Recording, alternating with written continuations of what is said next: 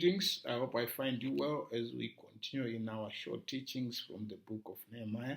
Today we are focusing on episode 4. Episode 4, we get into the second chapter where Nehemiah is before the king and is not looking his usual self.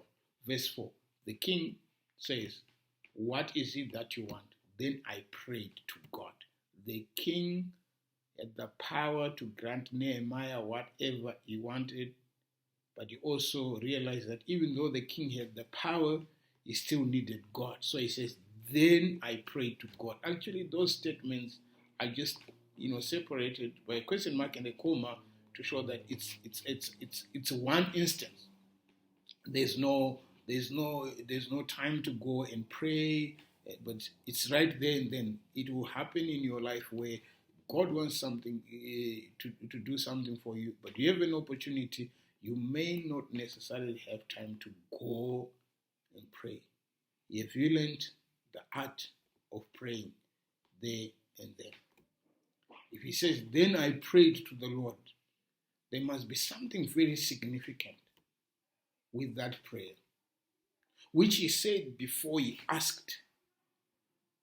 Before he asked the king, because as you go into verse 5, and I answered the king. He said, then I prayed to the Lord, and I answered the king. Then he gave his answer, which was his request.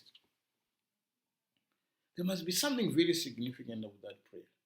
Number one, it's not an audible prayer. It's not an audible prayer. It's a prayer that he prays in the presence of the king, just between, as a pause. What is it that you want? Then I pray to the Lord. Have you learned the art of praying like that? Because of the way we have always, presented prayers, we tend to think you haven't prayed until you have gone into the closet, until you have gone to the mountain, until you have done certain things, you haven't prayed. But Nehemiah said, then I prayed to the Lord. Number two, it must have been a prayer of faith. The opportunity has come, my God, please give me wisdom to speak. Next episode, we'll talk about the wisdom of his request. Give me wisdom to speak, So it must have been a prayer of faith, seeing this opportunity. Number three is also a prayer of dependence. Even though the king has asked, what is it that you want?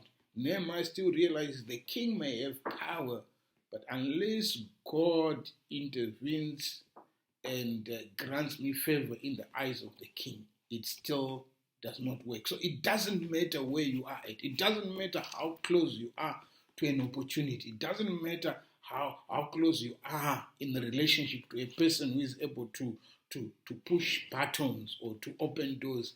The fact remains God sovereignly in charge. So it was a prayer of dependence. God, I depend on you. And number four, I would like to think that this was a sincere prayer because, it's just being granted this opportunity. What is it that you want? I can imagine him saying, God, thank you for this opportunity. Please give me the wisdom to speak and grant me favor in his eyes. Amen. Short. Because there's no time to waste, So it's very important for us to understand this dynamic. And the final thing I want to say on this prayer of Nehemiah is that Nehemiah did not say, let me go and think about it. Because he already knew what he wanted. When you know what you want, when the opportunity comes, even though it is coming from the king, from men, we must always remember the heart of a king is in the hands of the Lord.